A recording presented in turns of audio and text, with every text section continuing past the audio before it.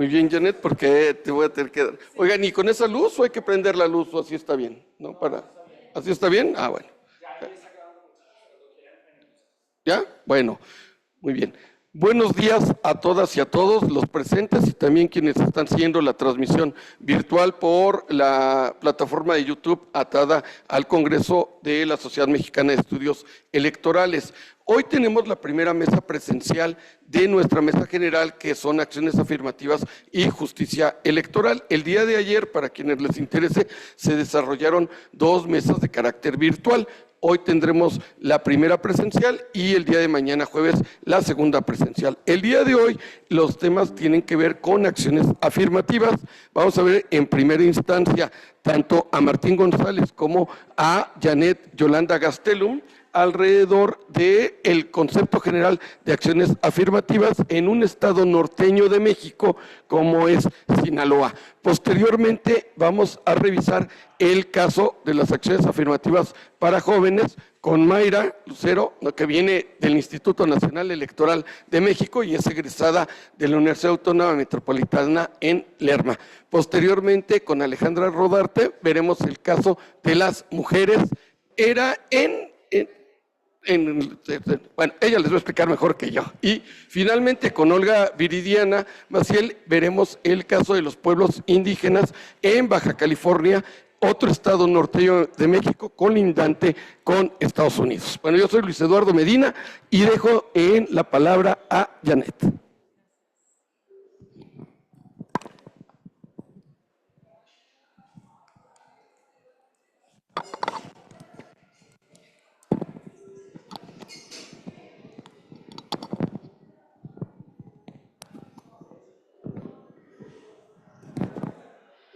Bien, pues buenos días para todos y todas. Ya pues agradezco la presentación al maestro, pues de manera, para no ser muy reiterativos, pues venimos de Sinaloa, de Los Mochis, Sinaloa. En mi caso, soy la maestra doctora en educación, Janet Yolanda Gastelum Urquidi, y me acompaña, por supuesto, en la presentación, juntos como coautores, el doctor Martín González Burgos, los dos maestros de la Facultad de Derecho y Ciencia Política de Los Mochis de la Universidad Autónoma de Sinaloa, y en el caso del doctor Martín, consejero general del Instituto Electoral del Estado de Sinaloa, que ahorita pues él ya va a redundar un poquito más en él. Bien, pues como bien decíamos, estamos hablando sobre el fortalecimiento de las acciones afirmativas el fortalecimiento de la democracia a través de las acciones afirmativas en Sinaloa, el cual va a ser una temática que vamos a estar trabajando durante todas y cada una de las ponencias. Adelante, por favor, Jacob. Bien, voy a contextualizar lo más concreto posible. En la plataforma están los extensos de cada uno de nosotros. Entonces, en primera, pues, intentando, digamos, puntualizar y poner algunos datos, pudiéramos decir que en los últimos 20 años, no porque en los anteriores no se trabajara, pero sí en los últimos 20 años se ha intentado afianzar un poquito más el trabajo sustantivo en las acciones afirmativas en específico para avanzar a una democracia mexicana mucho más fortalecida. Es por ello que el buscar avanzar nos trae nuevos retos, nos trae retos que nos lleven a buscar esa consolidación democrática.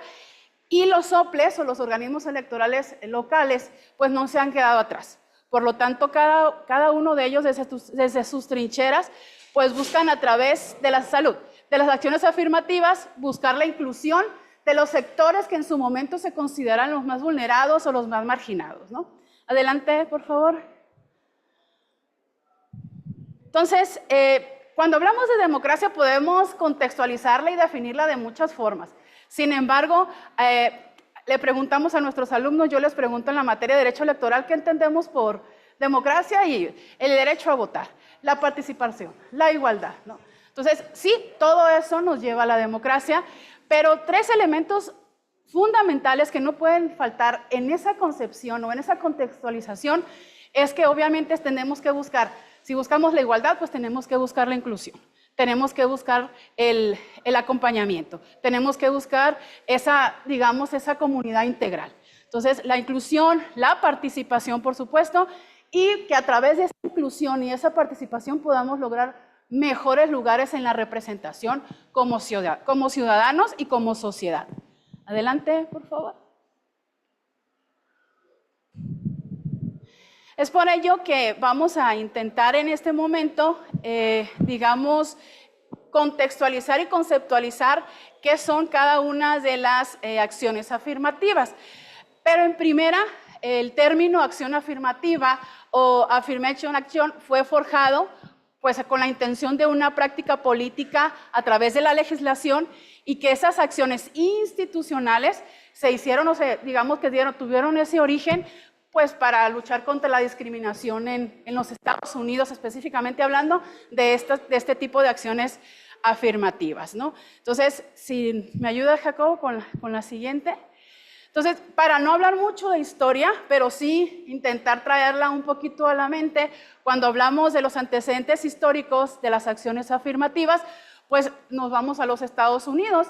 Si nos damos cuenta a través de esta esquema visual, vemos cómo los diferentes momentos, cómo a través de buscar el cumplimiento de contratos, se aplicó de manera positiva y afirmativa la no discriminación. ¿Para qué? Para integrar a la población negra en su momento, que como sabemos en Estados Unidos pues era discriminada.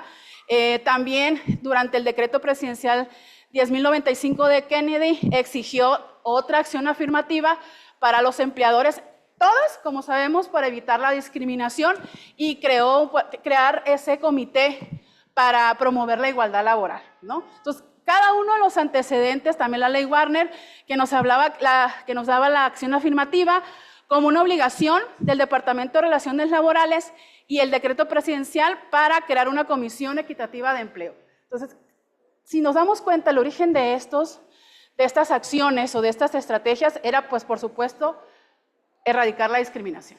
Siguiente, por favor. Con el estudio nos damos cuenta que en el caso de América o de Estados Unidos se le nombró acción afirmativa. En otras partes también existen las acciones, pero la denominan como acción positiva. En el caso del origen geográfico en Estados Unidos de América, pues está ligada estrechamente a la discriminación racial, ¿no? Principalmente, y su naturaleza, que aunque es una estrategia polémica, ha traído como consecuencia el buscar la garantía del ejercicio de los derechos humanos, que eso es importantísimo. Y la acción positiva, que su origen está en Europa, en el Reino Unido, está vinculada más directamente a uno de esos sectores marginados o ese grupo vulnerado, que es a las mujeres, que dentro de las acciones afirmativas pues también son parte, ¿no?, de esos sectores. Siguiente. Entonces, como les decía, ¿no?, las acciones afirmativas, me gustó mucho el término, es una estrategia polémica porque trae muchas discusiones, muchas opiniones a favor y en contra, desde la concepción de lo que es la justicia, pero que hasta este momento son acciones necesarias para poder dar ese paso, esa garantía de ejercicio de los derechos humanos. Entonces, vamos a definir. ¿Qué dice el Tribunal Electoral del Poder Judicial de la Federación? ¿Qué es una acción afirmativa?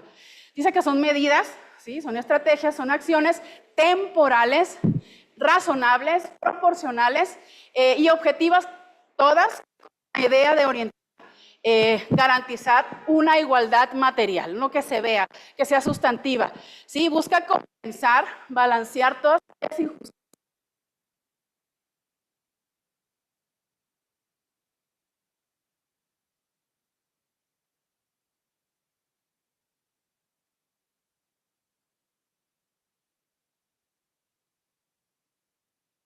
personas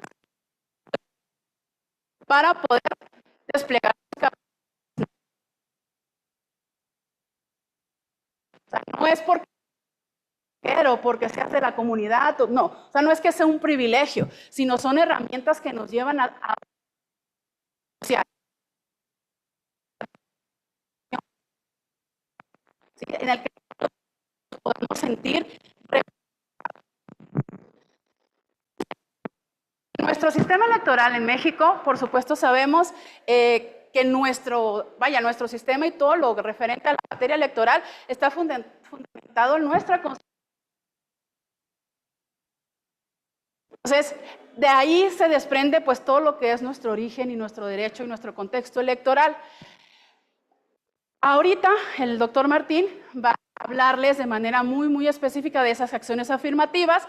Por lo tanto, a través de la Ley de Instituciones y Procedimientos Electorales del Estado de Sinaloa, el IES, el Instituto Electoral en el que el doctor Martín es consejero, pues ha emitido acuerdos y lineamientos para garantizar, por supuesto, la igualdad, la no discriminación y pues buscar la paridad sustantiva. Entonces, le cedo el uso de la voz al doctor Martín para que él nos hable de manera específica de estas acciones afirmativas.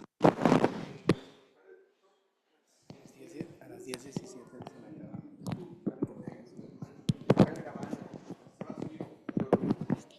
¿sí? ¿Y este? Ok.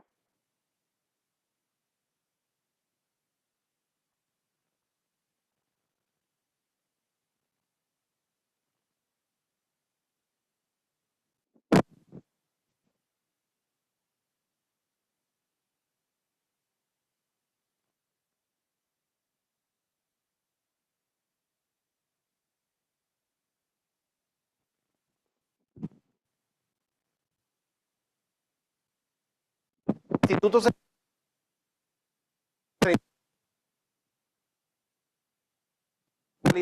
de la interpretación conforme de convencional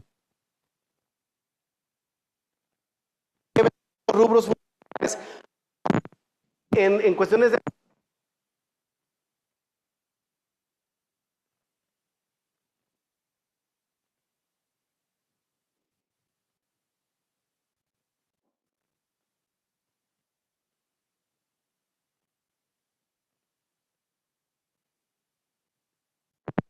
desarrollo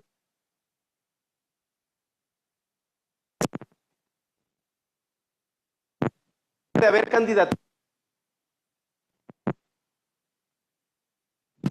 como Mazatlán, municipios con alcaldesas mujeres. Ese fue una que tuvimos en este 2020.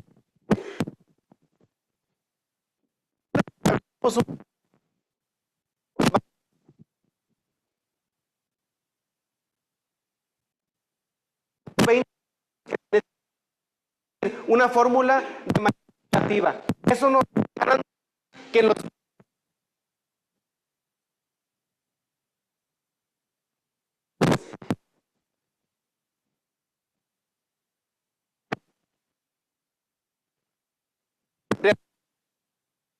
todo el estado de Sinaloa, todas las comunidades. La consulta tuvo como objetivo escuchar, además de que la Corte lo ha dicho de que tenemos que ir a hacer la consulta. Entonces, de dos municipios.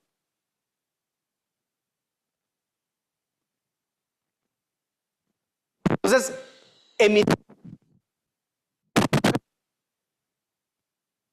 mayores regidurías en determinados municipios. Municipios nuevos, mayor regidurías de mayoría relativa, de representación proporcional. Eso logró que llegaran presidencias municipales también, y entonces esto nos permitió pues que hubiera un mayor respaldo en cuanto a las acciones afirmativas. Se avanzó también en este aspecto, y entonces que las de la diversidad sexual, por ejemplo, llegaran en los primeros 8 lugares de la lista de representación proporcional. Este aspecto nos permite también una representación sexual. También en el ámbito de la discapacidad también establecimos por primera vez una acción afirmativa. Los partidos políticos, las coaliciones, nombraran en la lista de 24 distritos o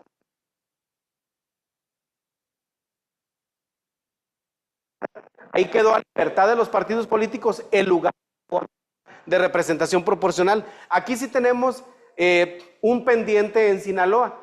Hablamos de la igualdad formal y de la igualdad sustantiva. En el aspecto de la igualdad sustantiva, de las personas con discapacidad en los puestos de representación popular, en presidencias municipales, en diputaciones, en regidurías no lo tenemos. Lo tenemos en la norma como acción afirmativa. En el aspecto formal, de igualdad formal, está establecido. Pero sustantivamente, materialmente, no hay una representación en discapacidad. Pero avanzamos hacia ese lugar, hacia ese momento. Creemos que se fortalece la democracia en Sinaloa con la emisión de acciones afirmativas. En esta ponencia lo tenemos afirmación, pero también el Instituto Electoral del Estado de Sinaloa acaba de encargar un proyecto académico de investigación a los cuerpos académicos para que se despeje esta hipótesis de investigación. Es decir, ¿verdaderamente se fortalece la democracia con acciones afirmativas? ¿Verdaderamente arribamos a una igualdad material, a una igualdad sustantiva? Y no solamente nos quedamos en la igualdad formal. ¿Verdaderamente hay una representación de los grupos de atención prioritaria? ¿Verdaderamente las mujeres se sienten representadas? ¿Verdaderamente los grupos y comunidades indígenas se sienten representados? ¿Verdaderamente las personas de la diversidad sexual se sienten representadas? ¿Las personas con discapacidad se sienten representadas? ¿El grupo etéreo de la juventud se siente representado? Bueno, pues hacia allá vamos. Ya el Instituto Electoral emitió acciones afirmativas, hay acuerdos, podemos seguir progresando, podemos seguir avanzando en tanto el Poder Legislativo no legisle, en cuanto haya omisiones legislativas. El punto es, ¿verdaderamente se fortalece la democracia? ¿Verdaderamente arribamos a la representación? ¿Nos sentimos verdaderamente representados esos grupos de atención prioritaria? Hacia allá va el Instituto Electoral con este.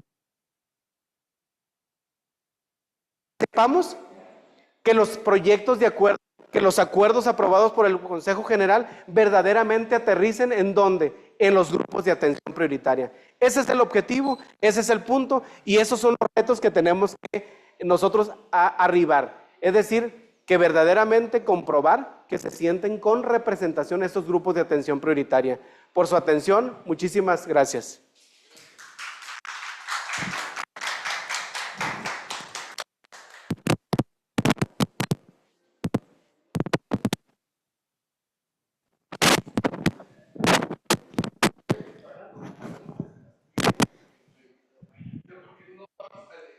No, esa no es.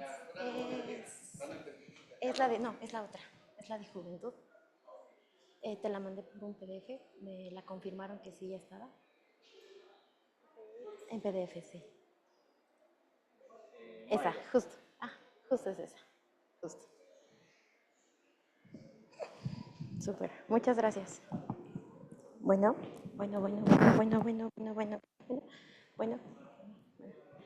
Hola, ok. Sí, ya están las líneas. Bueno, buenos días a todos. Primeramente, agradecer pues el espacio que siempre tiene la Sociedad Mexicana de Estudios Electorales con investigación en materia electoral. Felicitar a mis antecesores por tan excelente propuesta que nos traen en conceptos y también antecedente histórico. Y bueno, yo vengo a hablarles acerca de las acciones afirmativas para personas jóvenes, visto desde una perspectiva nacional. Y sí, verdaderamente es una deuda electoral lo que el país tiene con las juventudes, por diferentes temáticas, por diferentes situaciones muchas de ellas constitucionales, otras de situaciones de poder, pero lo veremos justo a continuación. Vámonos ahora a un antecedente, nos vamos hasta el proceso electoral del 2021. ¿Por qué nos retomamos hasta allá? Porque digamos que es el primer proceso electoral en donde cobran mayor relevancia las acciones afirmativas a nivel nacional, donde se visibiliza que hay grupos en situación de vulnerabilidad y entre esos grupos el Consejo General del Instituto Nacional nombra como grupos en situación de vulnerabilidad a las comunidades indígenas, a las personas con discapacidad, personas de la diversidad sexual, personas afromexicanas, migrantes y residentes en el extranjero. Todo esto con base en impugnaciones que se habían hecho para que estos grupos fueran tomados en consideración para las diputaciones federales. Siguiente, por favor. Pero bueno, entonces hablamos de muchos grupos en situación de vulnerabilidad, pero ¿y las juventudes qué? En algún momento realicé una tesis de licenciatura para hablar un poquito de por qué las juventudes fueron excluidas en el proceso electoral del 2021 y entonces podemos encontrar que a nivel federal no se realizaron acciones afirmativas para las juventudes, pero a nivel subnacional sí. Es decir, en las entidades federativas empezaron a trabajar arduamente porque había un sustento jurídico legal en donde estas acciones afirmativas cobraban relevancia con la Ley General de Personas Jóvenes de cada entidad federativa. Es por ello que mediante impugnaciones el tribunal de cada entidad aprobó estas acciones afirmativas, ya que había un sustento jurídico que protegía los derechos humanos, traducidos como derechos político-electorales de las personas jóvenes. Y entre los hallazgos a nivel federal podemos encontrar que hay carencias, pues sí, hay carencias. ¿Por qué? Porque al menos en el país no contamos con una ley general de juventudes o una ley general de personas jóvenes. Para empezar, ahí está la primera piedra. Si uno va e impugna a nivel federal, el Tribunal Electoral no va a tener como el sustento jurídico nacional para que en realidad haya acciones afirmativas para personas jóvenes.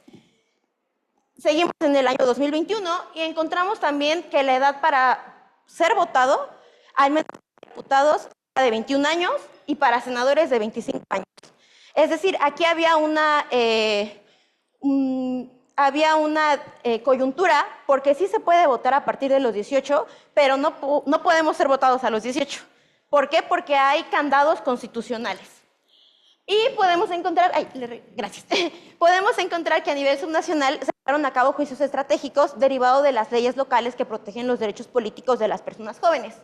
Y entonces, en conclusión, para el proceso electoral del 2021, podemos encontrar que mientras no exista un acuerdo emitido por la autoridad electoral, no se podrán generar cuotas para jóvenes. Pero aquí empieza una cuestión de poder. ¿A quién le corresponde en realidad realizar las acciones afirmativas a nivel nacional? Siguiente, por favor. Nos vamos ahora al proceso electoral del 2023, en el cual cobraron relevancia otros grupos en situación de vulnerabilidad que el Consejo General del Instituto Nacional Electoral había propuesto.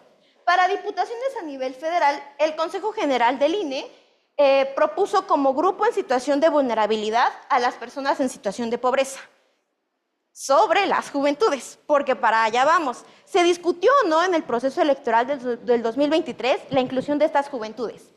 También algo relevante para este proceso electoral fue que también se incluyeron algunas senadurías con los grupos anteriormente mencionados. Siguiente, por favor. Y entonces la pregunta aquí radica en cuáles son los obstáculos estructurales, normativos y políticos que han impedido la adopción de acciones afirmativas en favor de las juventudes en el ámbito electoral a nivel nacional. Es realmente una pregunta bastante fuerte porque por donde veamos, las aristas son pues un impedimento inclusive constitucional para que estas acciones puedan llegar a ejecutarse. Siguiente, por favor. ¿Qué sucedió en el proceso electoral 23-24? El INE decidió no incluir acciones afirmativas para personas jóvenes. ¿Por qué? Lo hizo con base en una resolución previa del Tribunal Electoral en el cual se validó el modelo para el proceso electoral del 2021. Es decir, las mismas reglas del juego del proceso electoral del 2021 fueron las que se acataron para el proceso electoral del 2023. Según este criterio, dicho modelo ya era suficientemente representativo. Es decir, no se tocó incluso la posibilidad de discutir en materia de juventudes a nivel nacional. Siguiente, por favor.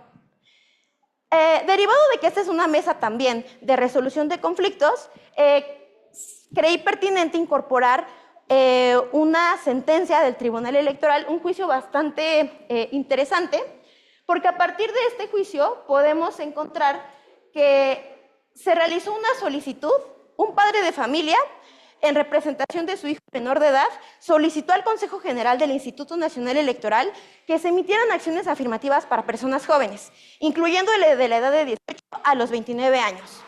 La petición señalaba, entre otras cosas, que pese a la existencia de otros mecanismos de inclusión, como las personas con discapacidad, de la diversidad sexual, entre otras comunidades, las juventudes seguían sin un reconocimiento claro como un grupo en situación de desventaja.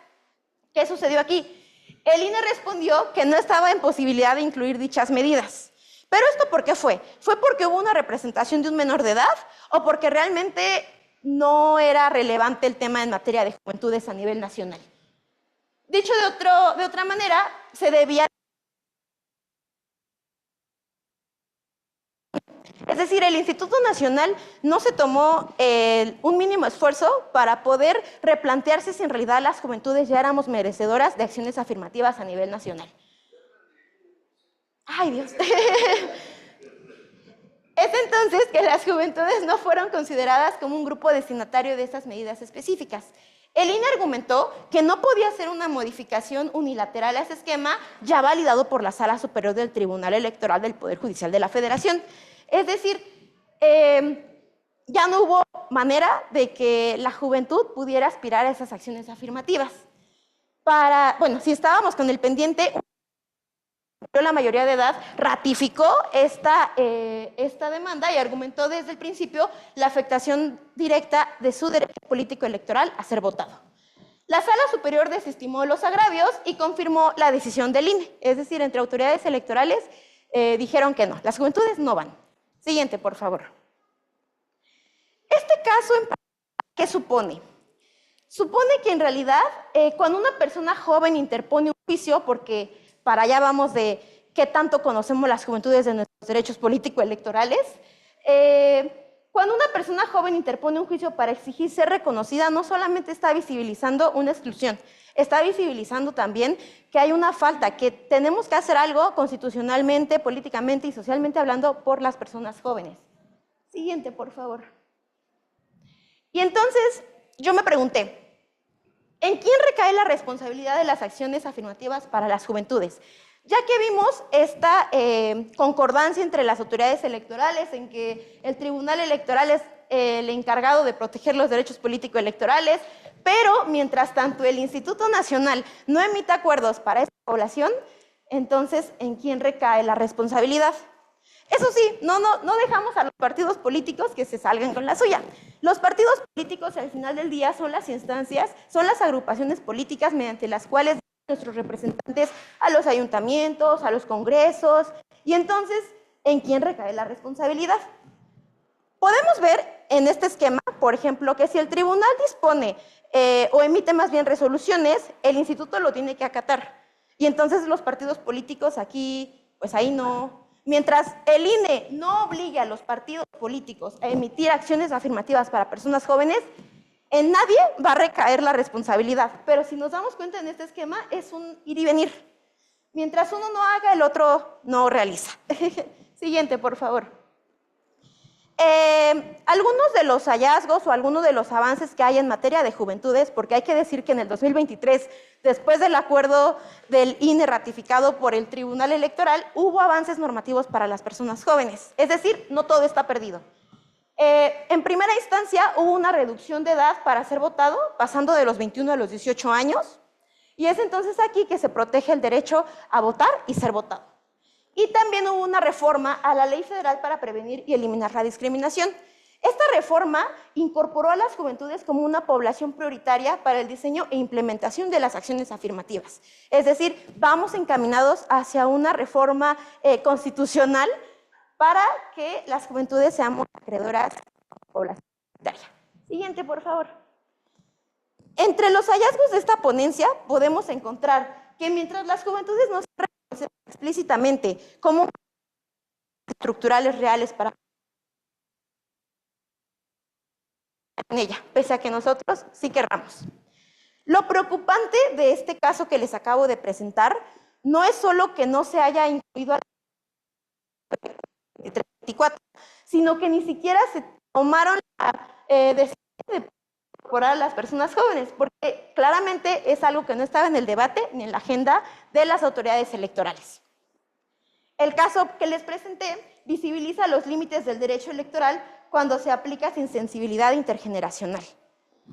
Siguiente, por favor. Y bueno, entre algunas de las propuestas que planteo es qué nos toca hacer a las personas jóvenes. Y entre las propuestas está una reforma estructural, ya que las reformas en México andan con todo, una reforma estructural a la normativa electoral para que las juventudes seamos reconocidas en primera instancia como un grupo con derecho a acciones afirmativas, con criterios claros y exigibles, no solamente a nivel subnacional. En realidad se agradece muchísimo que en materia subnacional vayan los avances, porque evidentemente hay una base jurídica que protege los derechos políticos de las personas jóvenes. A nivel nacional todavía queda mucho por hacer. El rol de los partidos políticos. ¿Qué tanto pueden alcanzar estos partidos políticos? Pues bueno, es que hoy en día son los principales filtros para acceder al poder, para acceder a los ayuntamientos, para acceder a las regidurías, a las diputaciones. Y en ellos debe de recaer también la responsabilidad de la activación juvenil en materia política. ¿Qué sucede también después de todo esto que les acabo de explicar? Tiene que haber un litigio estratégico como vía legítima para abrir debates, para abrir foros, consultas, y más allá de eso, reconocer y otorgar los derechos político-electorales a las personas jóvenes. Y sobre todo, uno de los puntos más fundamentales que encontré después de esta investigación fue la participación política de la juventud con las autoridades electorales. Por ahí una vez escuché que a participar se aprende participando. Entonces, la manera de que las juventudes podamos llegar a nivel nacional a esta toma de decisiones es justamente pues, conocer nuestros derechos político-electorales, qué hacen las autoridades electorales, porque luego nos encontramos con casos donde vamos a pelear los derechos del instituto estatal, cuando en realidad es al tribunal electoral. Saludos. Justo, saludos.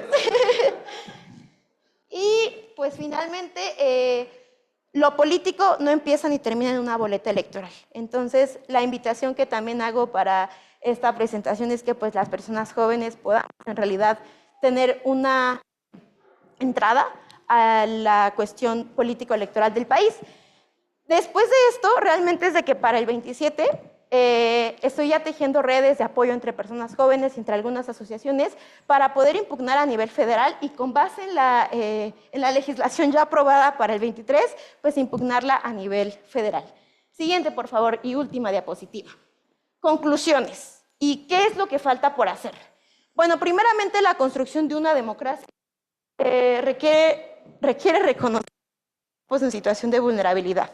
Desde el 2021 me atrevo a decir que he estado trabajando muy de cerca y visibilizando los retos de las personas jóvenes, y como siempre le digo al doctor Medina, cada año que pasa me queda menos juventud, y entonces es por esto que el reconocimiento a todos, y es por eso que este reconocimiento debe ir acompañado de un proceso de apropiación consciente de las juventudes.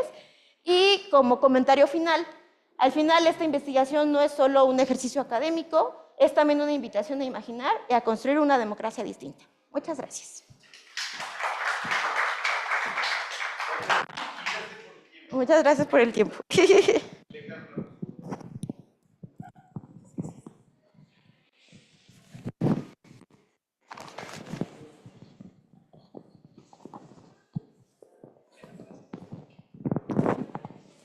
¿Se escucha bien? No, es la otra. Esa. Bueno, mi tema fue el que el doctor no supo bien explicar, pero no se preocupen. No está... Yo soy Alejandra Blanco Rodarte. El título es Violencia política contra las mujeres en razón de género en el sureste de México. Yo digo que realmente le digo sureste de México porque cuando mis papás me preguntaban qué estaba analizando, y les decía la tercera circunscripción plurinominal federal, pues no sabían de qué hablaban, ¿no? Entonces, por eso lo quise simplificar así. Esta investigación realmente surge de la observación del Registro Nacional de Personas Sancionadas en materia de violencia política en razón de género. El corte que se realizó fue hasta el 2021, tomando en consideración que hubo un proceso electoral, precisamente a nivel federal, muy grande, que fue 2020-2021, y precisamente el registro inicia en el 2020. Como pueden observar, es esta zona, la del sureste, la que tiene, ahora sí que el área más oscura. Esto implica que tiene un mayor número de sanciones. Como se puede ver aquí, los principales son Veracruz y Oaxaca, Oaxaca con 83, con un total de 254 sanciones.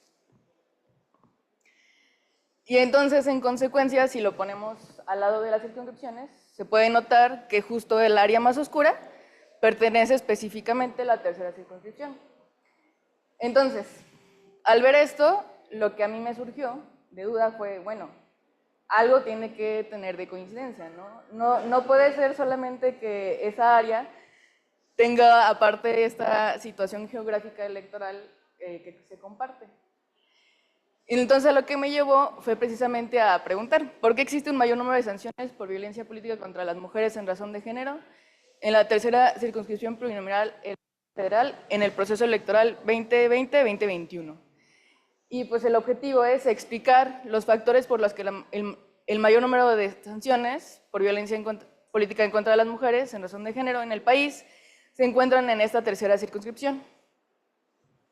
Tomando en consideración, más allá del avance académico en el tema, también lo que evidentemente se hizo en la reforma político-electoral en esa misma materia en el 2020, donde se hace una homologación precisamente del tema a nivel nacional, lo que tuvo también como resultado, pues evidentemente el registro nacional, ¿no? Entonces, pues retomo precisamente la idea que se presenta en la Ley General de Instituciones y Procedimientos Electorales sobre qué comprenden las autoridades electorales como violencia política en razón de género contra las mujeres. ¿Cómo se hace la investigación? Pues en realidad se divide básicamente en dos partes. Es desde una posición de el acceso de las víctimas a la información para realizar denuncias, que sería el análisis documental de normas e instrumentos específicos en materia de violencia política en razón de género, y la otra parte, ya específicamente desde el registro, lo que nos arrojan las sanciones, que es un análisis de las sentencias que se dieron en esa circunscripción y otra en específico. Para el análisis documental de las normas e instrumentos, para un contexto un poco más amplio, se realizó de las 3 circunscripciones, considerando evidentemente los casos que se podían identificar ahí.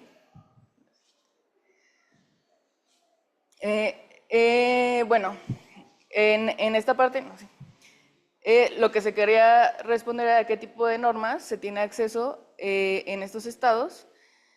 Y bueno, a nivel nacional, como tal, pues existe la Guía General de Acción, ¿no?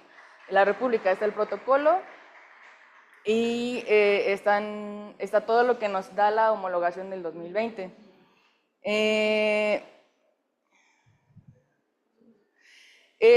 Como se había mencionado ya en las otras presentaciones sobre acciones afirmativas, pues evidentemente las instituciones que son el primer contacto con la ciudadanía y con los candidatos, pues terminan siendo los organismos públicos locales. Y por lo tanto son precisamente ellos los que tienen también, pues ahora sí que las primeras denuncias, y es a los que se hizo el análisis documental. O sea, siendo que esas son el primer punto de contacto, con qué información se contaba a partir de sus páginas oficiales para dar atención a estas denuncias. En hallazgos generales, pues en lo que implica la tercera circunscripción, por lo menos por lo menos en cada entidad se tenía un instrumento para dar atención. O sea, fuera un protocolo, un formato, algún tipo de guía, pero sea tanto interna como externa. ¿Qué quiero decir con esto? Interna, pues que fuera para el personal, que supiera una guía de cómo atender, y externa, pues básicamente que fuera situación de, para quienes van a presentar la denuncia, cómo identificar qué es violencia política en razón de género, y evidentemente las autoridades competentes a las que se debe acudir.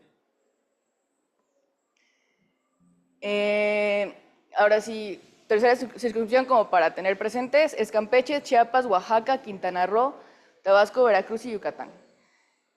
Volvemos a lo mismo, se cuenta con por lo menos un tipo de instrumento en esta circunscripción. La mayoría son de tipo informativo, es decir, dan información de contacto de los organismos competentes para realizar la denuncia. Ya con esto se ve que hay un paso bastante importante, porque por lo menos se sabe a quién acudir. Y nada más como situación curiosa, Veracruz y Quintana Roo, pues resultó ser de complicado acceso en la documentación, y aparte, ahora sí que los instrumentos que se encontraron no surgen de la autoridad electoral, sino del Instituto de la Mujer de cada entidad federativa. La siguiente, por favor.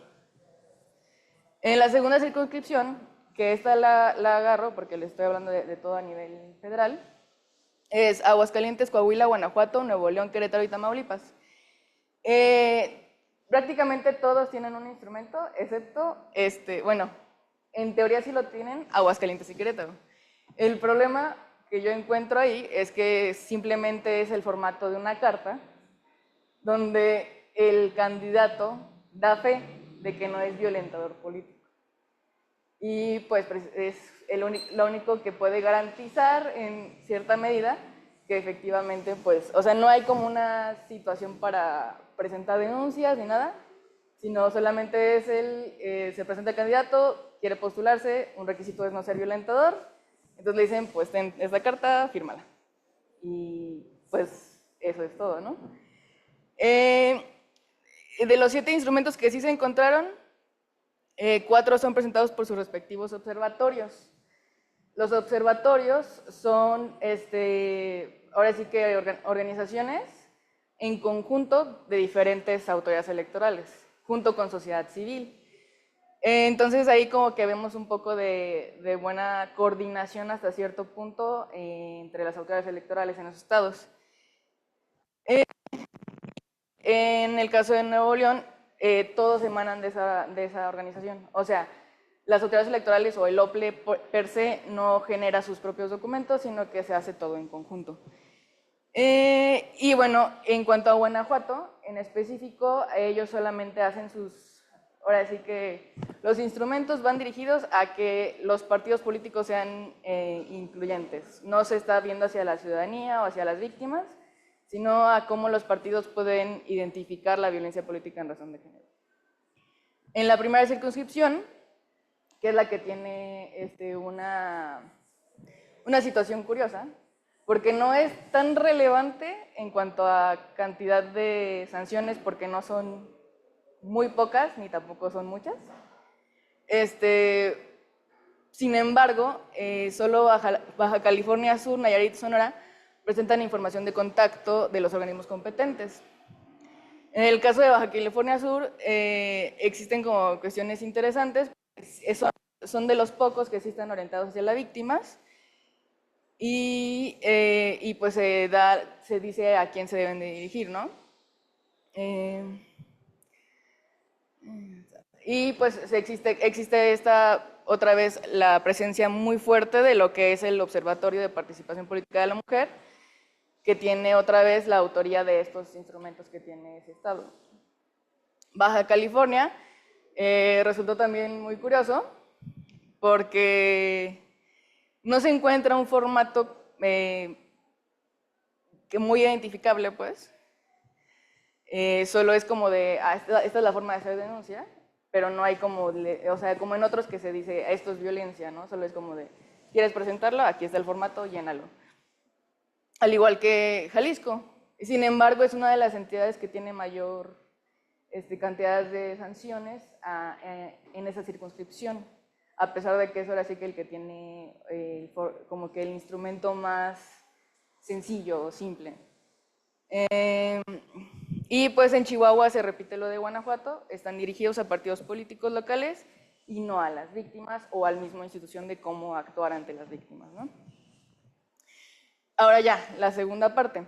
La segunda parte de las sanciones, lo que son la que fue el análisis de las sentencias, se concentra en realidad en la segunda y en la tercera circunscripción. En la segunda porque es la que menos sentencias tiene y en la tercera porque es la que más. De las...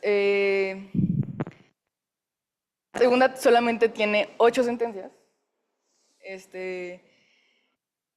Aguascalientes y Nuevo León son entidades en donde no hay sentencias, cosa que un poco que como que saca un poco de lo que uno podría pensar a partir de verlo desde una cuestión geográficamente electoral, puesto que evidentemente, pues si hablamos de sentencias, pensamos en tribunales, y si hablamos de circunscripción, pensamos en salas regionales, ¿no? Entonces, inicialmente, cuando inicié la investigación, mi instinto me llevaba a pensar que pues, las salas regionales iban a tener un efecto positivo, ¿no? En cuanto a la emisión de las sentencias y de las sanciones en consecuencia.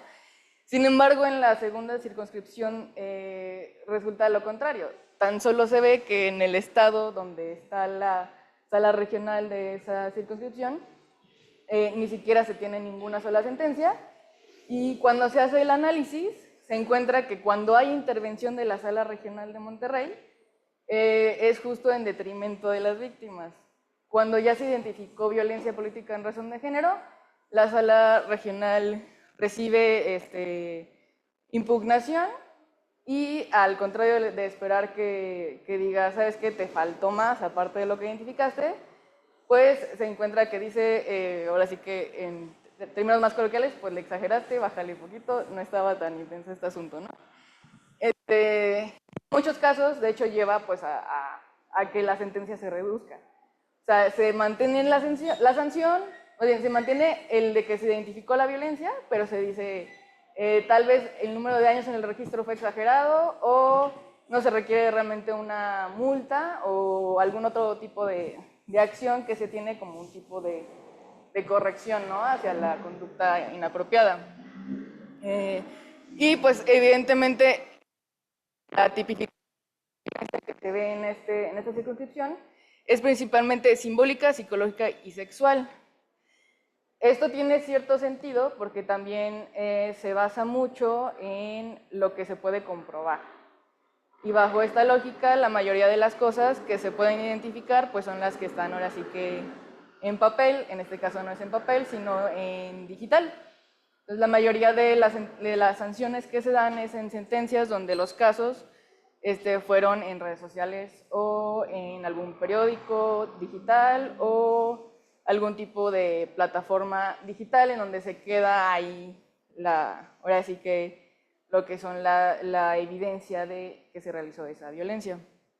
Entonces, pues lo que podemos ver, como lo mencioné desde antes, es que la Sala Regional de Monterrey, junto con la circunscripción, pues encuentra una baja o una falta pues de perspectiva de género al momento de emitir las sentencias.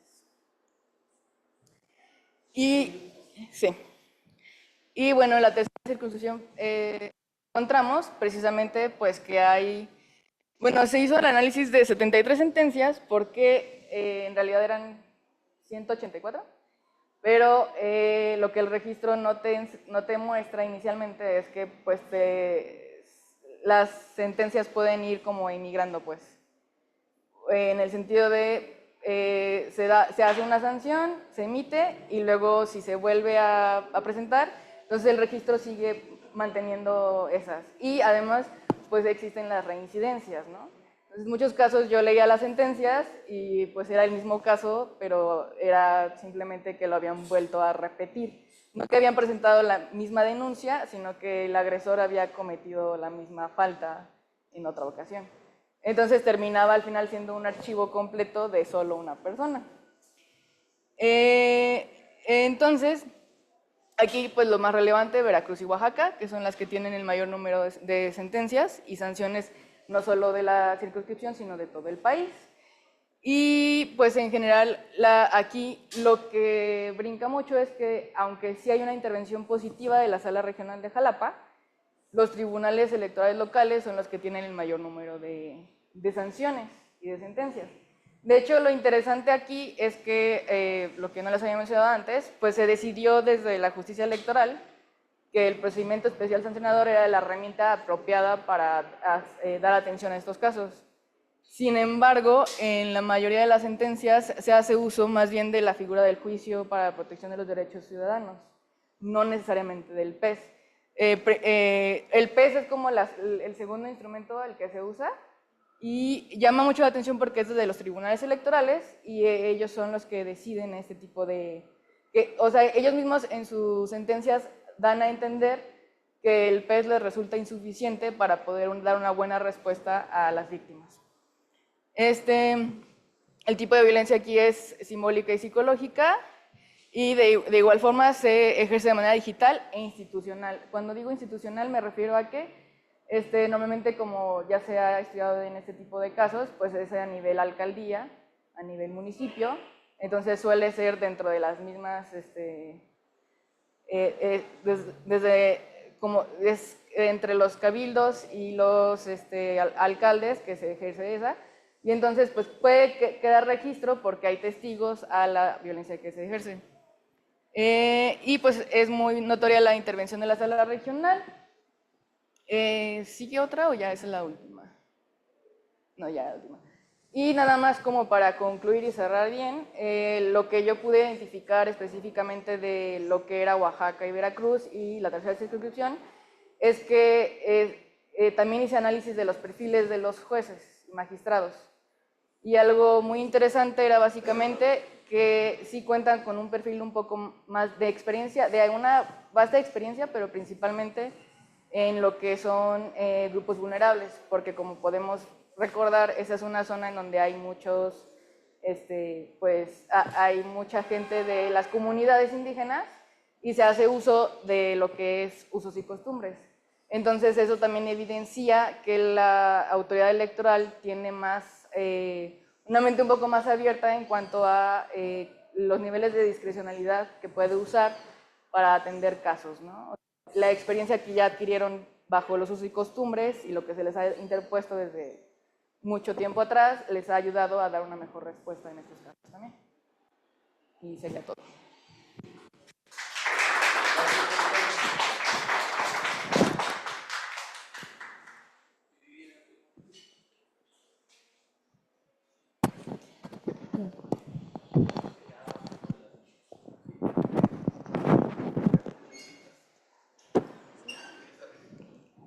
Bueno, pues no sé qué les voy a dejar en 8 minutos, que fueron los que me restaban de los 15 que tenía.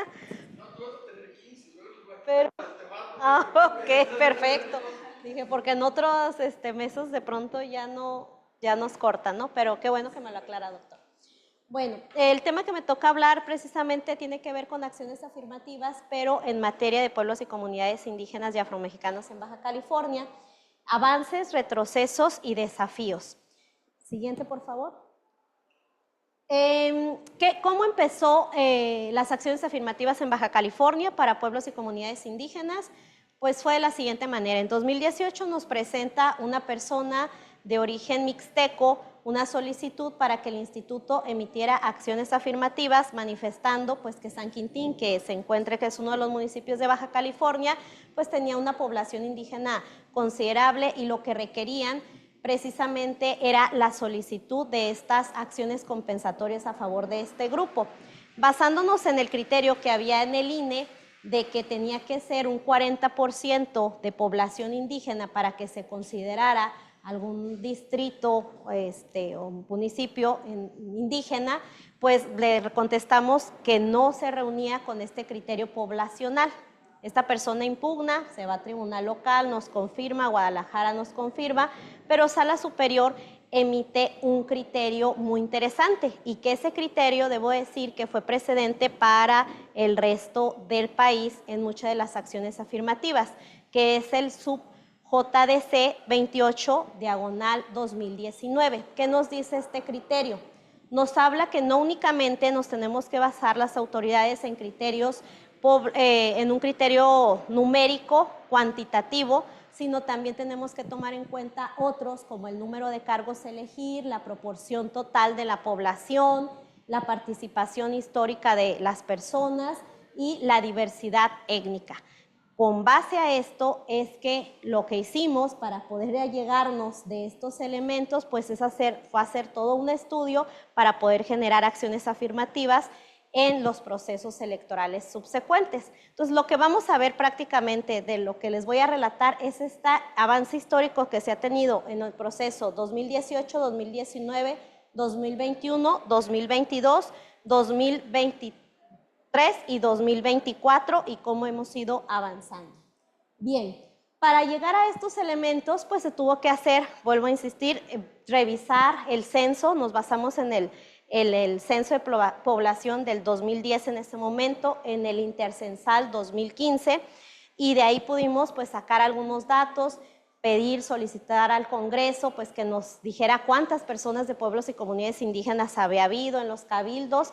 No encontrábamos, no había estos datos, esta recopilación, y tuvimos que hacer una consulta para pueblos y comunidades indígenas en Baja California, en plena pandemia. Ya se imaginarán ustedes una consulta para pueblos en pandemia, ¿no?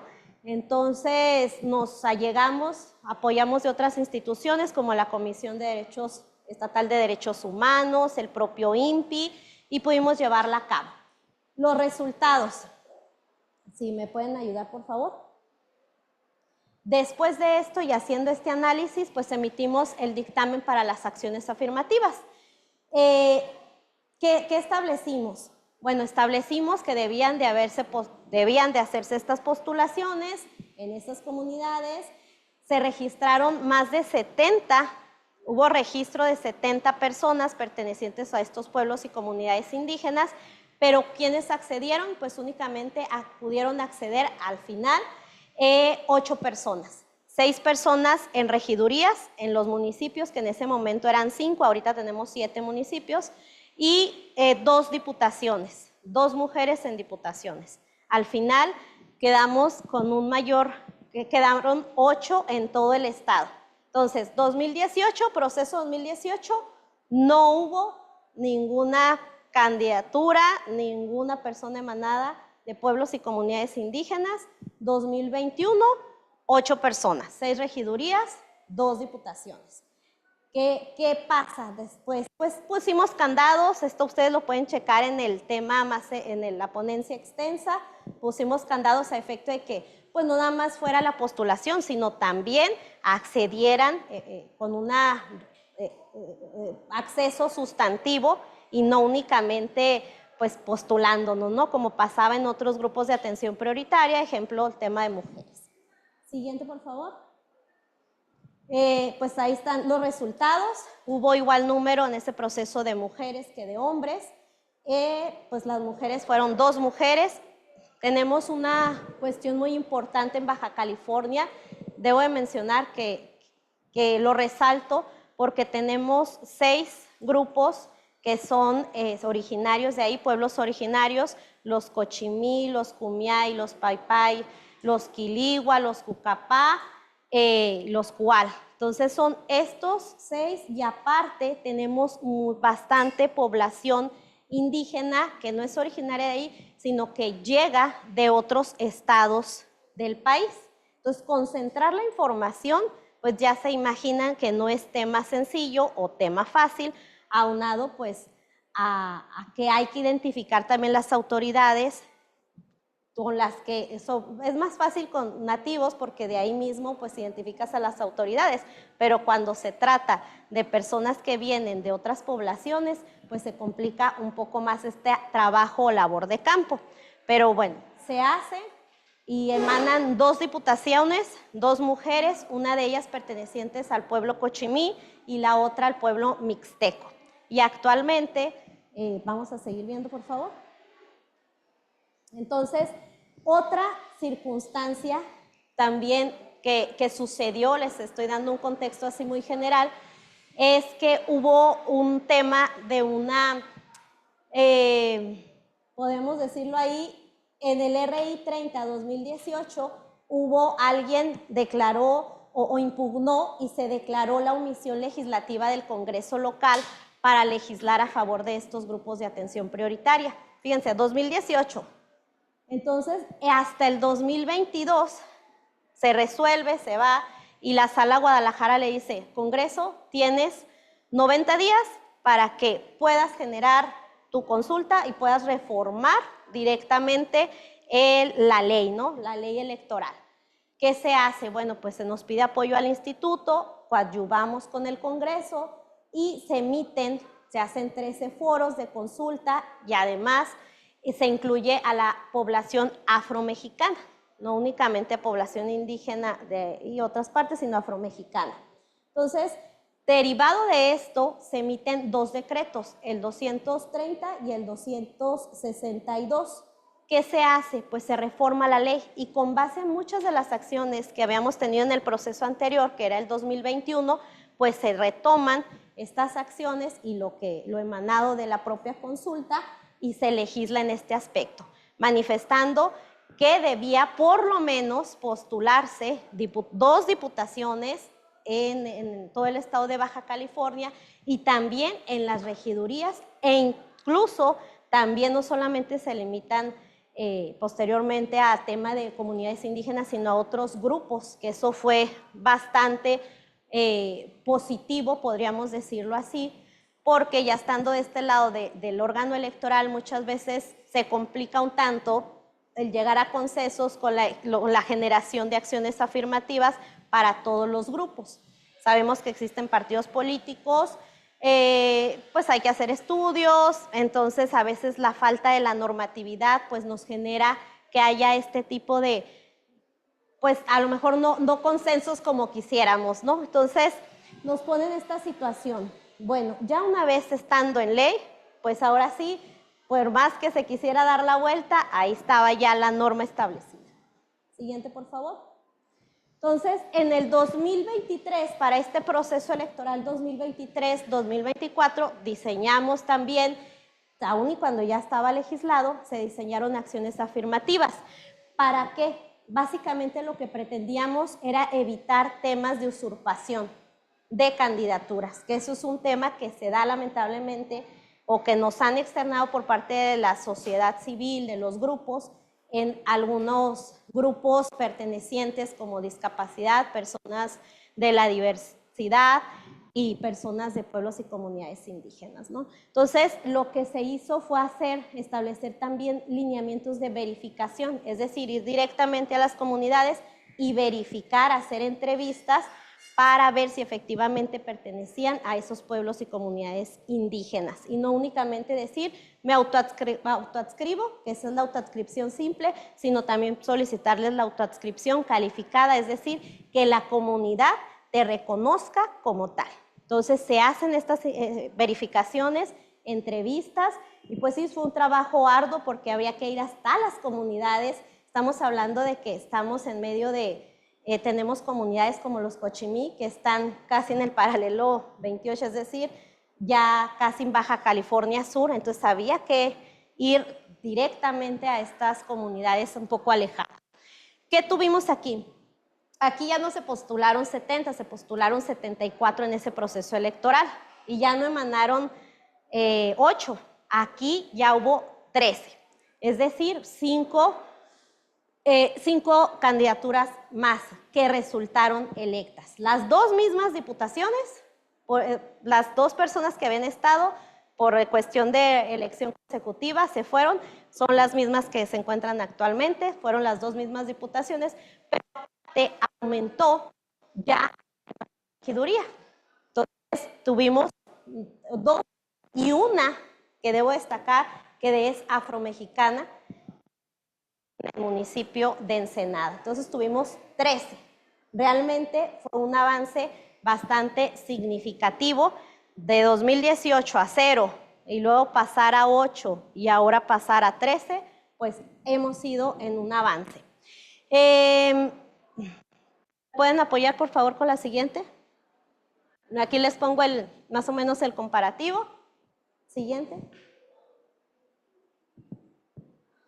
Bueno, esto es parte de lo que ya les explicaba. Siguiente. ¿Cuáles son los avances, los retrocesos y qué es lo que nos está haciendo falta todavía? Primero, importantísimo, el tema del marco normativo robustecido. Pudimos ver la efectividad cuando no teníamos, cuando tuvimos que implementar y ahorita que ya está el marco normativo. Entonces, se puede ver claramente, eso facilita también a las autoridades electorales, pero no significa que muchas veces se les quiera dar la vuelta. Por ejemplo, nosotros pudimos haber dicho, pues ya tenemos ya está el decreto, ya no hay necesidad de generar más acciones, pero no lo hicimos así, generamos más. ¿Por qué? Porque tratamos ahí en ese lineamiento de evitar usurpaciones y no solamente eso, sino también constreñirnos a mencionar cuál municipio de la entidad tenía más población y ahí establecer los lugares. Entonces, ¿para qué? Los primeros lugares para que pudieran realmente acceder al cargo. No solamente basta con la norma, sino también todavía desde los institutos qué se puede generar o qué se puede seguir haciendo.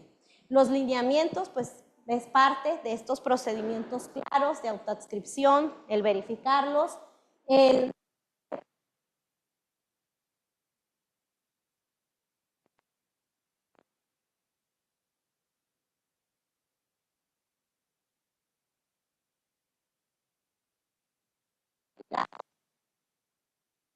género que... Esos son los avances que hemos tenido en estos años. Siguiente, por favor. ¿Cuáles son los retos? Lamentablemente, pues la baja presencia afromexicana, y muchas personas se sorprendían porque decían, ¿cómo? Afromexicanos. Solo para darles un dato que también viene ahí, vienen varios datos, de los 68 lenguas y pueblos que nos menciona el catálogo del INPI, 61 están en Baja California, hablantes, 57 simplemente están en Tijuana. Entonces, así es nuestra pluriculturalidad en lo que viene siendo el estado de Baja California. Fíjense, de 68 del país, 61 tienen presencia en Baja California. Entonces, pero, ¿dónde están? El tema es, por ejemplo, el tema afromexicano. Los datos de censo hemos batallado bastante porque no nos dan específicamente, vienen varias variables y esto nos dificulta un poco para la autoridad llegar ahí. Limitada conversión de candidaturas en triunfos. Ya mencionábamos, por ejemplo, en este 72 registros, solo 12 victorias. Entonces, no basta simplemente con postular. Lo que necesitamos es una inclusión efectiva. Siguiente, por favor. Los desafíos. Actualmente, les mencionaba, hay 2 diputaciones, pero se quedan con el mínimo. Es decir, eso fue lo que nosotros establecimos en los lineamientos en el 2021. En el 2024, pues ya teníamos legislado, pero siguieron siendo las 2 mismas candidaturas. No se ha quedado con... No ha ido en avance. Evitar también el tema de simulaciones es muy importante a nivel nacional en todos los grupos.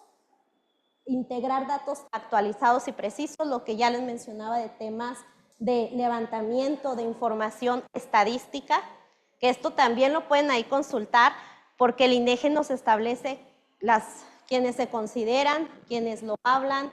Entonces muchas veces hay que segregar toda esta información para poder llegar o generar las acciones. Sostenibilidad de las acciones afirmativas, evitar que sean medidas ligadas únicamente a un proceso electoral, sino que se normen o se amplíe legislativamente, ¿no? Siguiente, por favor. Las áreas, ya, estoy por acá. Áreas de oportunidad para el siguiente proceso electoral, pues generar mayores, creo que esa es tarea de todas y todos, y hablo de los partidos, porque muchas veces nos dicen, sí, nos están solicitando ustedes candidaturas, pero ¿de dónde? Le digo, bueno, pues para eso hemos tenido todos estos años foros con acercamientos con pueblos, comunidades, ahí están, todas estas personas. Y también pues generar estos programas de participación directamente en las propias comunidades, eso es algo importantísimo, estar en la mano las instituciones con la sociedad civil, ampliar la cuota mínima en municipios y diputaciones, con el sino romper esos techos, fortalecer alianzas comunitarias básico y un monitoreo y evaluación permanente, que es algo que no tenemos o que no se ha hecho, y creo que es importante. Desde crear este sistema de seguimiento de candidaturas indígenas y afromexicanas, desde que se registran hasta el desempeño del encargo. Porque así como en otros grupos se detecta que se sufre violencias, también se puede detectar el tema de la discriminación. Y lo comento porque cuando hemos estado directamente hablando con estos grupos o autoridades, que ahorita acabamos de implementar la red de autoridades indígenas, es decir, todas estas emanadas, nosotros las tenemos en una red. De hecho, tenemos un evento próximamente y ahí nos han estado mencionando cómo les ha ido en los cabildos y el acompañamiento que como instituto también vamos a darles a la par a los mismos. Estas son áreas de oportunidad. Y pues aquí concluiría la participación en el estado de Baja California. Mencionarles que además de otros grupos, lo que hemos privilegiado también es tener esta información a la mano. Ustedes pueden checar y hay un micrositio específicamente para temas, este tipo de temas, y también para mujeres y también para otros grupos de atención prioritaria. Gracias.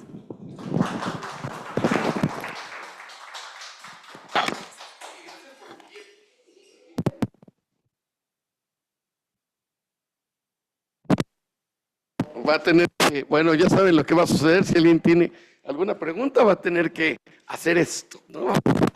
A ver, está abierto a sus dudas. Camilo, a ver.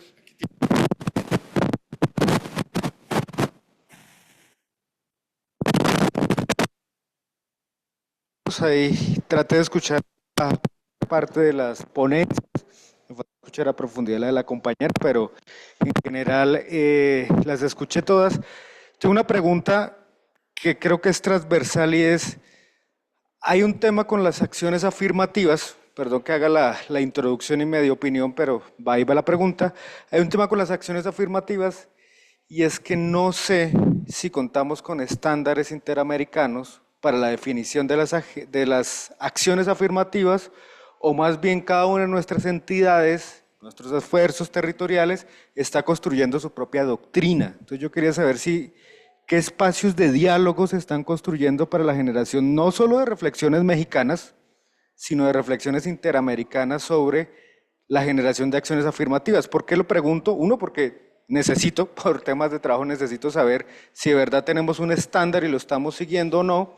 Y dos, porque como bien lo señalaba la primera ponencia, el modelo norteamericano de acción afirmativa creo que responde a una sociedad altamente racializada que no responde a las lógicas latinoamericanas.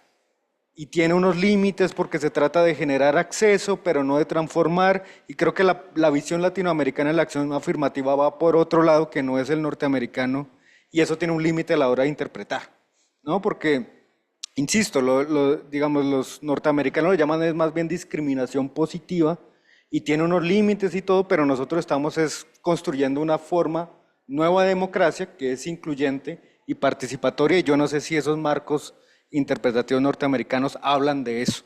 Entonces esa es la pregunta para ustedes en general, si lo están trabajando con algún marco o más bien son referencias de experiencias populares. Eso.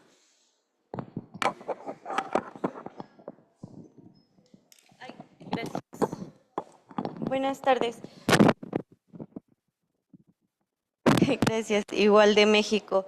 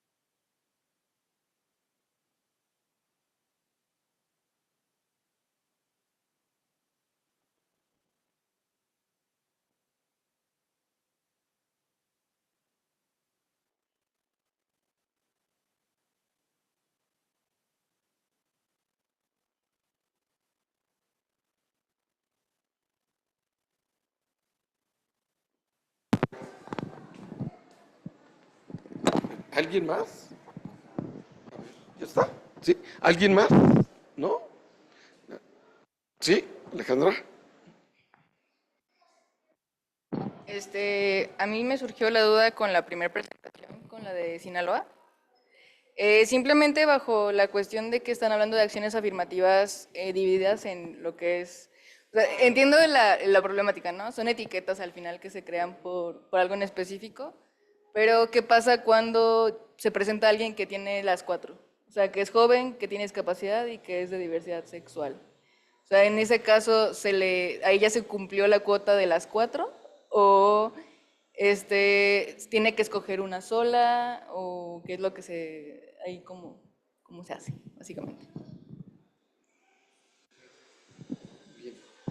¿Alguien más? ¿No? Bueno, a ver, entonces ahora lo vamos a hacer al revés con lo que corresponden a cada quien. Oye, yo solamente les querría hacer a todas un señalamiento, diríamos, más de carácter metodológico y tomando un poco, diríamos, el golpe de lo que decías al final, Viridiana. ¿Saben qué? Y esto lo aprendí hace muchos años en estos congresos, empiecen poniendo sus resultados. Me pareció que están perdidos los resultados. Yo intenté poner atención dónde estaban los datos y, bueno, acá es 0, ya está fácil, pero en los demás no era tan sencillo. De veras, comiencen por ahí, porque luego es como un poco confuso saber a dónde quiere llegar cada quien, ¿no? Eso es como sugerencia. Y tomando el reto, Viridiana, y les invitaría a todas y todos, justo esto que es del monitoreo, eso es lo que tendríamos que hacer nosotros. Así que como yo sé que tu rol va a cambiar dentro de poco, ahora te voy a invitar a que hagas el otro rol, el de monitorear lo que estaba planteando, ¿no? En realidad, y para quienes han sido consejeros, consejeras, les diría lo mismo. Bueno, ahora van a contestar en el sentido inverso de cómo participaron, por favor, ¿no? Para que vayamos cerrando, en realidad. Viridiana, por favor. Sí, gracias. Bien, respecto a la pregunta que mencionaban, que tiene que ver con el tema de en dónde nos basamos, en cuál legislación, si lo hacemos únicamente local o de manera internacional, mencionarte que para el tema de pueblos y comunidades indígenas, en el acuerdo 169 de la OIT, que es la Organización Internacional del Trabajo, que nos habla pues del tema de las consultas, ¿no? Lo que se busca. También los derechos humanos, obviamente en la CEDAW, en las convenciones, todo esto lo puedes encontrar directamente en los acuerdos, si lo necesitas para una investigación, en los acuerdos que hemos emitido para la generación de acciones afirmativas. Ahí establecemos normativo internacional y el tema legislativo, ya yéndonos partiendo de lo general a lo particular, y también con las experiencias previas y los análisis de efectividad de otras acciones afirmativas. Pero sí tenemos una base internacional, poder partir de ahí. Entonces, te lo pongo nada más como ejemplo, ¿no? En la ley para personas de discapacidad, ley general para personas con discapacidad. Entonces, vamos sacando todos estos principios, estos conceptos y lo vamos aterrizando al ámbito local, ya tomando en cuenta estos otros factores que yo mencionaba. El tema de Baja California, que cómo hemos transitado, ¿no? Para el tema de las autoadscripciones. Bueno, pues mencionar que sí ha sido un tema complejo. ¿Por qué? Inicialmente, pues no basta con nada más decir autoadscribirse, de decir yo soy o yo pertenezco, sino también nos hablan que tiene que haber reconocimiento por comunidad. Ellos se manejan bajo sus sistemas normativos, en donde muchas veces pues tienen que hacer el tequio, tiene que haber este trabajo al interior de la comunidad, no en tema individual, sino en tema colectivo. Entonces, ¿qué pasó? Mencionarles que no ha sido sencillo llegar al punto en el que nos encontramos. ¿Por qué? Por poner un ejemplo, en el 2021 tuvimos una candidatura que 5 horas antes de la jornada electoral, el tribunal mencionó que no reunía o que no había acreditado pertenecer a este pueblo y comunidad indígena. Y se cayó esa candidatura 5 horas antes de la jornada electoral. ¿Qué sucedió? pues la sentencia nos dio parámetros y nos dice, no basta con que únicamente te presente, porque lo habíamos comentado en los lineamientos, pues que nos presenten una carta de la autoridad, que nos presenten fotografías, que nos presenten pues toda la evidencia que pudieran tener al interior. Y eso es lo que habíamos solicitado. Pero nos dijo el tribunal, ojo, no únicamente con esto que te pueden presentar puedes acreditarlo, tienes que ir y preguntar directamente en la comunidad. ¿Qué pasó posteriormente, ahora en el 2024? Fue lo que hicimos. Digo, a lo mejor para nosotros no es tan complejo porque son 7 municipios, ¿sí? 7 municipios, pero ¿qué hicimos? Nos basamos o nos apoyamos mucho en los órganos desconcentrados de nosotros, que son los consejos distritales. Entonces, la unidad, tenemos una unidad de asuntos indígenas, directamente pedí el apoyo a los órganos desconcentrados del instituto y le decía, ¿sabes qué? Tenemos estas candidaturas, ve directamente allá a la comunidad y ya teníamos hasta el cuestionario, ¿no? Ve directamente y pregúntale. Llegaban a la tiendita, oye, Chonita, ¿conoces no sé, a María? Sí, es de aquí de la comunidad, oye, ¿y sabes? Sí, o te decían definitivamente no. Entonces, bajo esto, pues tú le requerías al propio partido político y le decías, oye, pues aquí me está pareciendo que no. ¿Cómo? Entonces, ahí ya la carga de la prueba, pues era prácticamente allí con el partido político. Si no, pues no entraba esa candidatura, no se tenía por vista, ¿no? Entonces, eso nos evitó mucho tema de usurpación, a diferencia de los señalamientos que hubo en un proceso electoral 2021 y que hubo precisamente esta candidatura. Entonces, eso nos ha facilitado mucho el trabajo y también genera la confianza de la autoridad hacia la autoridad electoral. No voy a decir que no hubo impugnaciones, sí hubo, pero se sostuvieron bajo este parámetro o este análisis que ya se habían hecho o estos trabajos del propio instituto. Entonces, se sostuvieron. Gracias.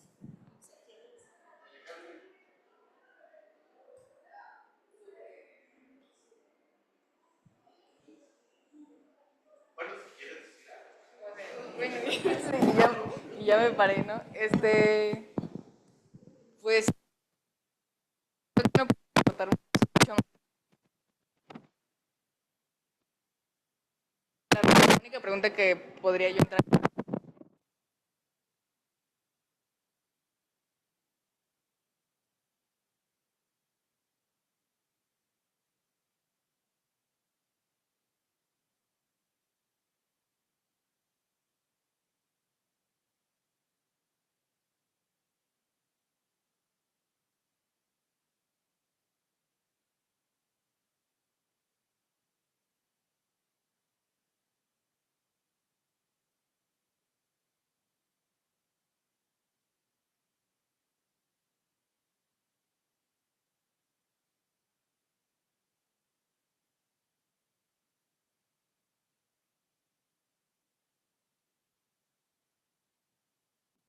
De acción.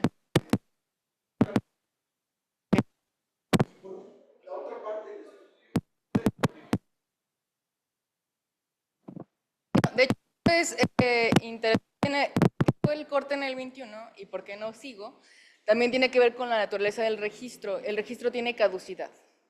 Entonces, por ejemplo, si ahorita yo entro al registro, la gráfica inicial que yo les puse no está. Los candidatos que yo estudié y las sentencias que yo estudié ya no están.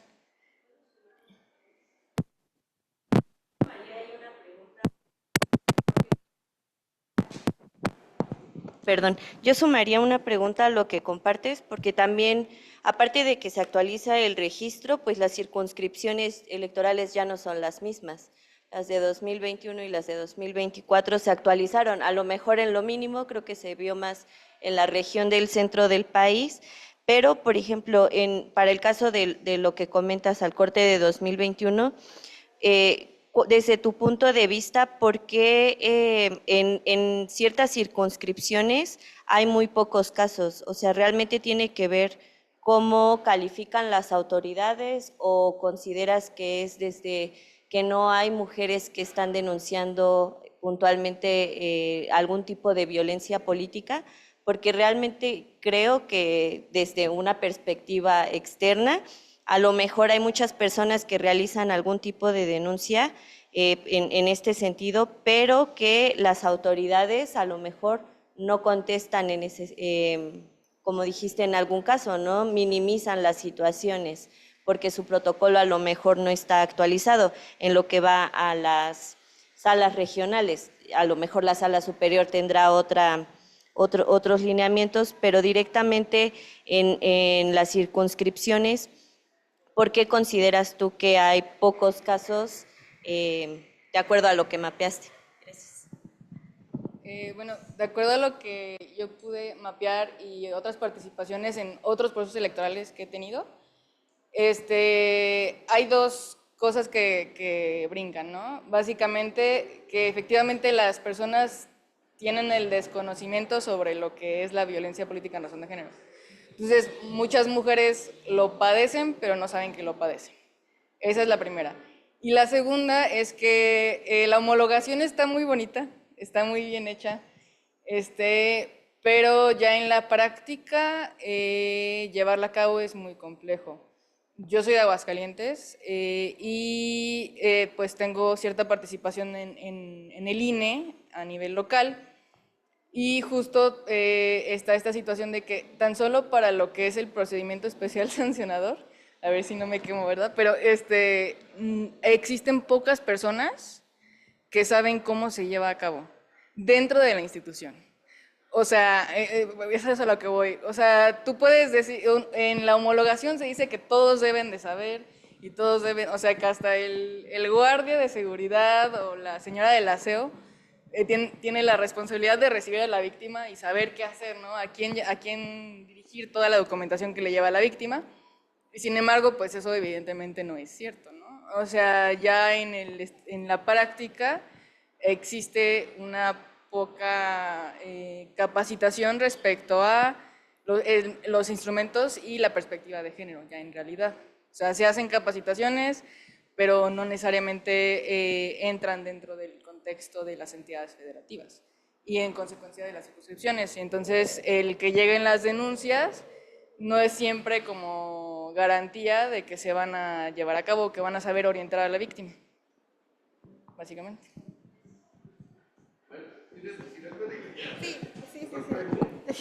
Sí, hola. Ah, bueno.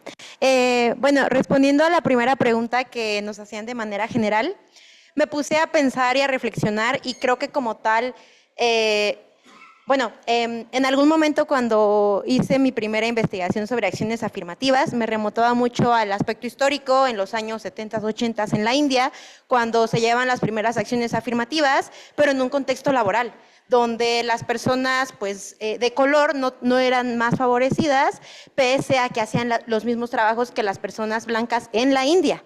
Entonces aquí fue una revolución sobre los derechos humanos, pero más enfocado a los derechos laborales, y justo de ahí Estados Unidos lo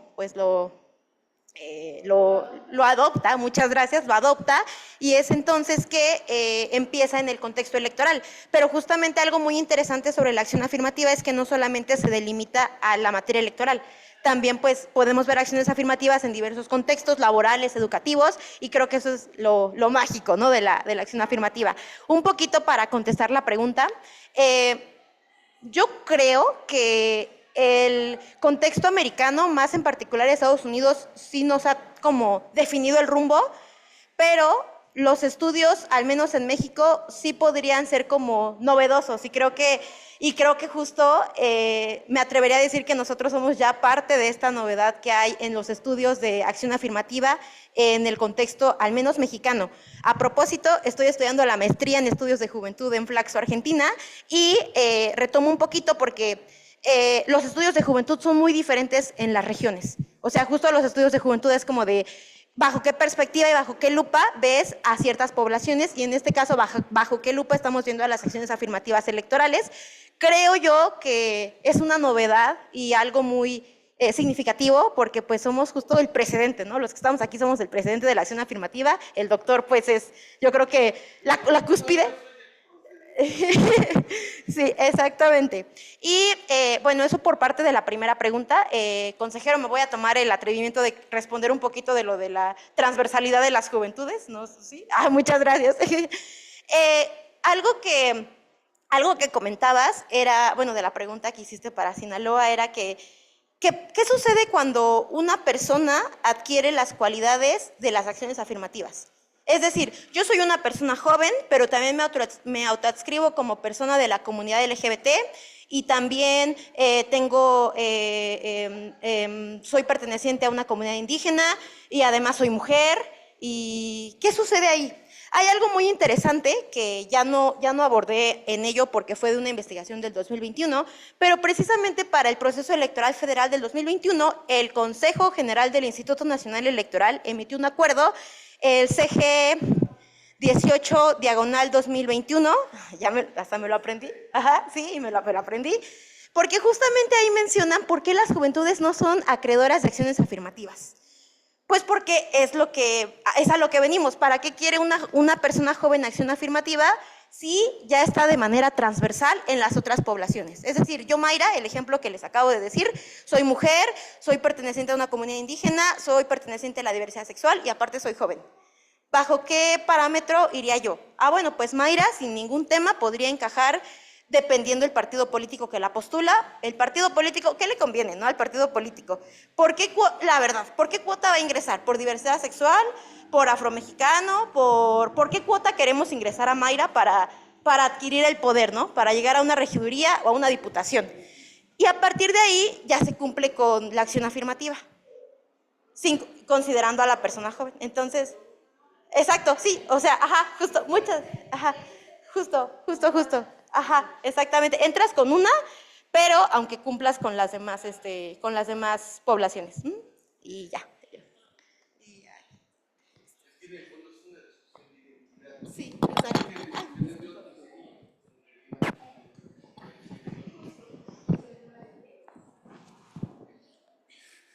Sí, ahorita, contestando la pregunta que nos hacía el joven aquí, efectivamente tiene mucha razón, nada más que aquí, como ya lo mencionaba nuestra compañera, efectivamente desde la India podemos nosotros observar cómo viene este antecedente, pero en el continente americano, sin duda no podemos rebatirle a los avances que hubo en los Estados Unidos de Norteamérica, con las disposiciones y los decretos emitidos por el presidente Truman y el presidente Kennedy. En cuanto a cuestiones de discriminación, sin duda, pero ¿cuál es la enseñanza ideológica doctrinaria que nos deje ese aspecto? Bueno, que los estados tienen que intervenir, es decir, allá el jefe del estado americano tiene que intervenir porque las cuestiones de discriminación son tremendamente extremas y hay que intervenir. Entonces, ¿cuál es la enseñanza, la corriente, el aspecto fundamental que nos da? Es que los estados deben de intervenir precisamente para buscar quitar los obstáculos económicos, sociales, políticos, educativos, étnicos y permitir que esos grupos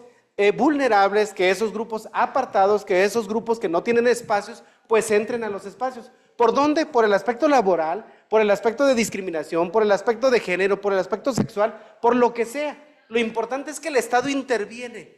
Es decir, ya no se deja, ¿verdad?, libre este aspecto, ya no se deja desprotegido.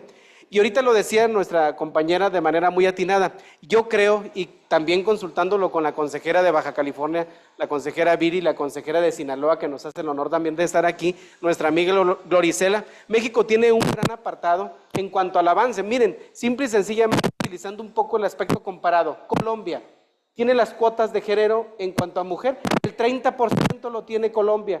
Nosotros en México tenemos la paridad total. 50-50 ayuntamientos, 50-50 prácticamente en gubernaturas, en departamentos como ustedes. Vamos a tener a arribar al aspecto legislativo, en senadurías, en diputaciones. Entonces, nuestro país ha avanzado muchísimo en el aspecto de la atención de los grupos de atención prioritaria. ¿En qué grupos? De diversidad sexual, comunidades indígenas, juventudes, capacidades, incluso hasta en el INE había voces para darle también a los grupos que estaban en pobreza. No pasó, efectivamente no pasó, pero había también esa propuesta. En cuanto a resultados, ahorita lo mencionaba el doctor, en Sinaloa, por ejemplo, en cuanto a resultados, tenemos representación de la diversidad sexual en el Poder Legislativo. Tenemos representación de las comunidades y los pueblos indígenas en el Poder Legislativo.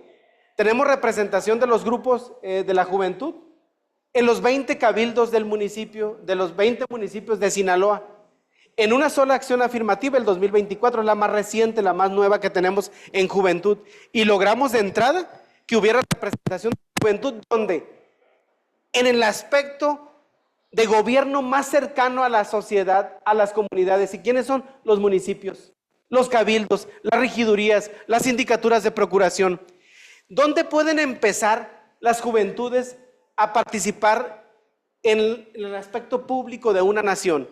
En los municipios, en los cabildos, sin duda. Y no es una discriminación, es una realidad que el joven de 18, de 19, de 20 años, pues qué bueno que empiece en sus comunidades, en sus cabildos, en las presidencias municipales. Ahí hay que abrir los espacios. Bueno, pues en Sinaloa, con esta acción afirmativa que el Consejo General emitió, le abrió los espacios en los 20 municipios en todo el estado de Sinaloa. Ahí está un resultado palpable, práctico.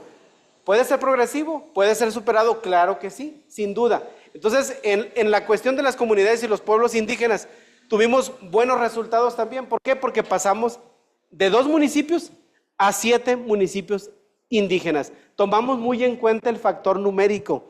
En Sinaloa, sin duda, no hubo impugnaciones, entonces pasó. Y tenemos representación de regidurías, de sindicaturas de procuración, tenemos más de 16 grupos, personas indígenas en los puestos de representación. En diputaciones, 2 diputaciones indígenas, tenemos regidurías, presidencias municipales indígenas. ¿Dónde no avanzamos? En personas con discapacidad. Ahí no tenemos ninguna representación. En mujeres, diputaciones.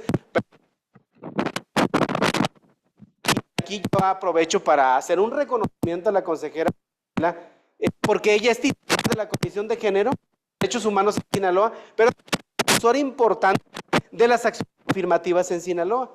Y puede estudios que ha hecho la consejera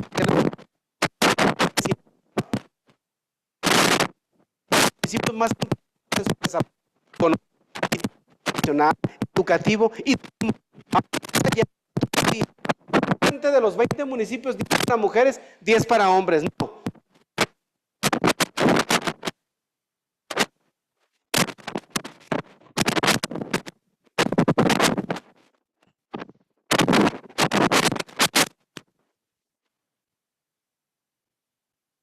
Encabezados por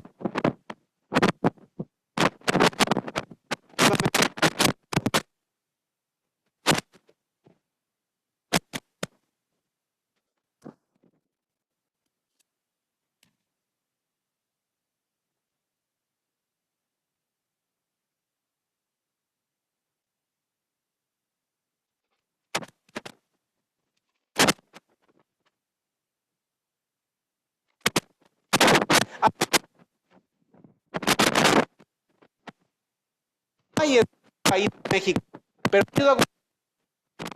porque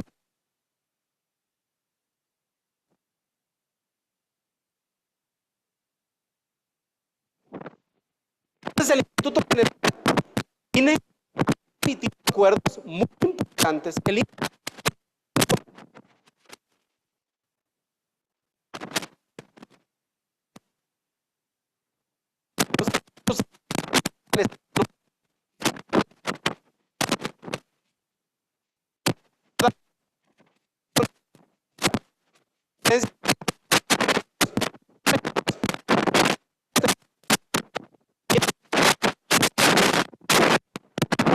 sí.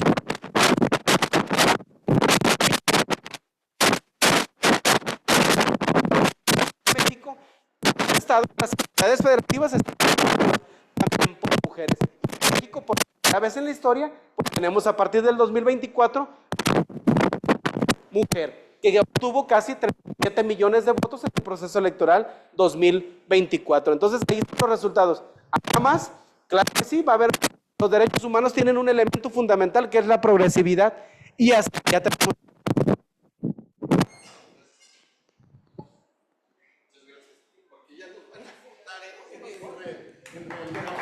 Gracias.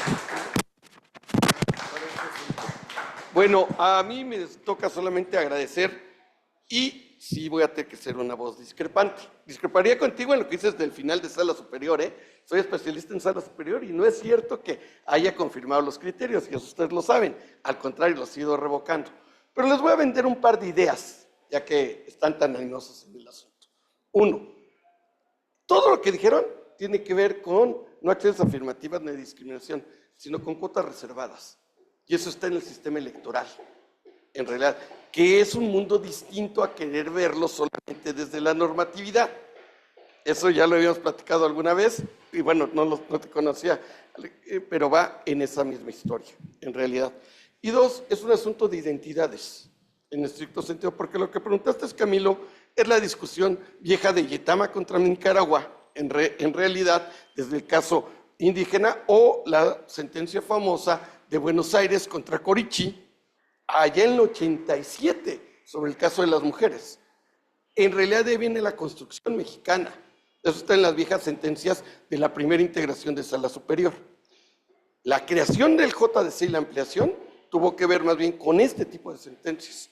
Pero eso tiene que ver con la primera integración de sala superior, en 99, no con la actual integración de sala superior.